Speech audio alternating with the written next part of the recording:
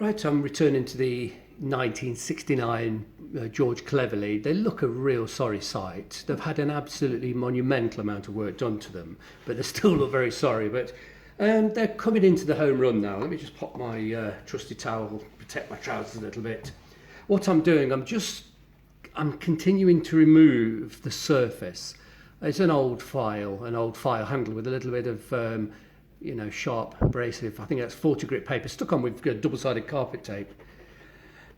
Goodness me, this is a long task, and you just have to work away from the stitching. You can't touch the stitching. If you touch the stitching with the paper, the stitching disintegrates in a second or two. These shoes have already been restitched actually. When I first purchased them, they were shocking. They had like a crackle effect. It was all crunchy polish and the skins were unbelievably sort of cracked. Not very deep, thankfully, a lot of surface cracking. It was very dry. No amount of moisturising would have returned that skin to anything like serviceable condition. Once they degrade to that sort of level, let me just turn the camera a touch, that's it. The only realistic option is to sand the surface away.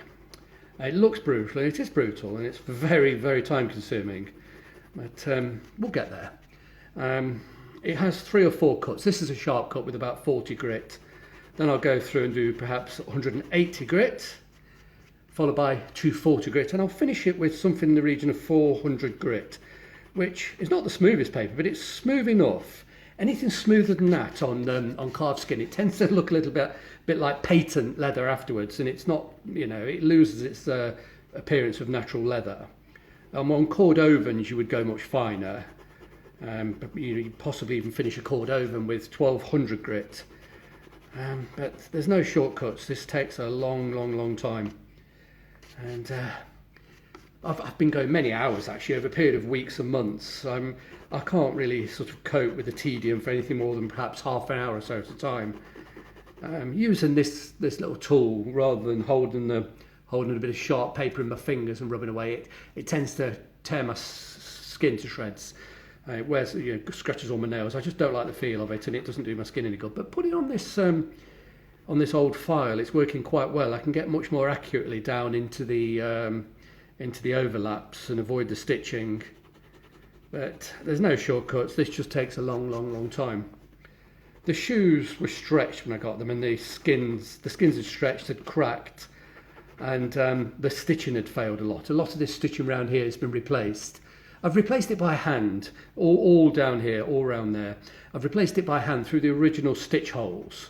Once I had the shoes stable, because I've got the original George Cleverley bespoke wooden trees inside, which were made to fit this shoe, they haven't changed shape. So I was able to reshape, re-steam and resize the shoe to shrink the skin back onto the tree to revive its original shape. So these have come back to a lot closer to what the George Cleverley would have made. The shape is instantly recognisable because they've stretched so much, and the tree actually flopped about inside, and they were not recognisable as a classic Cleverley silhouette. Thankfully, I was able to revive that. So they've been restitched, they've been reshaped, and now I'm resurfacing the skins to make them underneath this horrible, grotty, crunchy surface.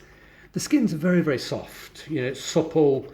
At this stage, it looks a little bit like suede, but I'll go through with differing grades of paper, get it quite smooth, and then bizarrely, I'll re-dye them. They'll be completely re-dyed with a solvent-based dye, and then I'll start to moisturise the skins. Now, when you moisturise the skins with a coloured moisturiser, it kind of plumps the surface of the skin, and then you can sort of rub it with dry cloths and get like a friction, and it makes the surface extremely smooth again, because it'll go from this sort of suede effect back to very smooth, which can be polished. An enormous amount of work. Be under no illusions, this is not an easy task. I've spent in the region of about 75 hours on the restoration of this pair, but over a period of maybe well over a year, to be honest with you. But if I were to start and finish them, it would take about 75 hours, a ludicrous amount of time. But they're very special. It's 1969 George Cleverley, made for the Prince Rupert Lowenstein. I've got a lot of his George Cleverley shoes, and they've all needed similar treatments. And just notice I'm staying away from the stitching. Just got to get all this crunchy surface off before I change the paper. And I won't change it until all of the crunchy surface is gone. It's kind of weird. When the surface is crunchy, the paper cuts. It just cuts and cuts, and you can see it rolling away.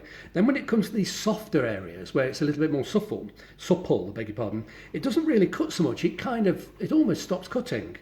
But if I go to a darker area where it's a little bit crunchy, you can feel it cutting, and you can see the little balls, like little balls of, well, they're just waste off the surface. They sort of roll up. So it's kind of difficult to go too deep, because when the skin becomes supple again, or, well, no, it doesn't become, it's supple underneath. Once you expose the supple skin, you can, you feel the coarse paper stops cutting. So it is very, very difficult to cut all the way through and cut too deep. So look, but, oh, you know, just where I'm at here, there's at least another 2 hours of work with this particular grade of paper before I'll change to a finer grade.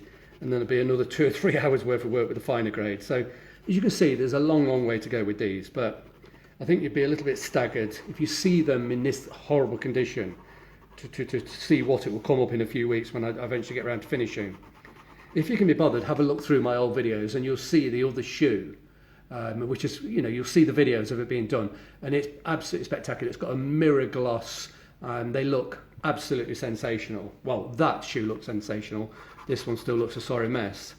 And of course, I'll go all around the heel area as well. You know, take off any old polish, and that silly rubber that will be taken off, and I'll replace it with a leather heel with a rubber quarter, very, you know, similar to what George Cleverley would originally sent the shoes out with in 1969. But it's a tedious process, many hours of work, and it's all made all the more difficult because I'm having to avoid the stitching.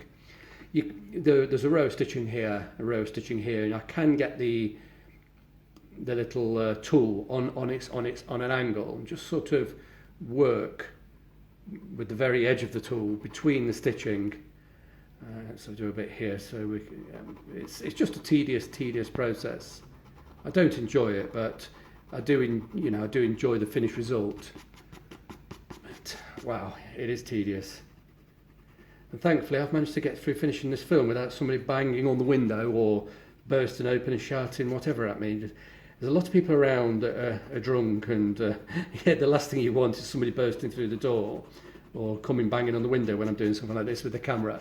I made a really good film, lasted about 8 or 9 minutes, you know, previous, but I've had to delete it. You know, somebody burst through the door, and I think he was trying to be friendly, you know, but the guy was pissed, and the last thing I wanted when I'm halfway through making a film. If I get a bit of a warning that somebody's going to burst through, I can quickly pause the camera, be polite, and then send the person on their way.